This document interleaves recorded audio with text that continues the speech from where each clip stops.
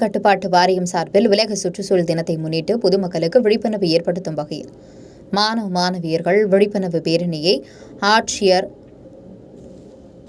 காவல் கண்காணிப்பாளர் சீனிவாச பெருமாள் கொடியசைத்து துவக்கி வைக்கப்பட்டது.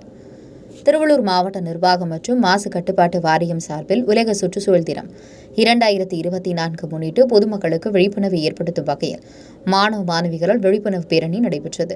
இதனை மாவட்ட ஆட்சியர் பிரபுசங்கர் மற்றும் மாவட்ட காவல் கண்காணிப்பாளர் சீனிவாச பெருமாள் ஆகியோர் கொடியசைத்து துவக்கி வைத்தனர். இந்த பேரணியானது ஆட்சியர் அலுவலகம் முதல் காமராஜர் சிலை வரை நடைபெற்றது. ஒவ்வொரு வருடமும் ஜூன் 5ஆம் நாள் உலக சுற்றுச்சூழல் தினம் கொண்டாடப்பட்டு வருகிறது.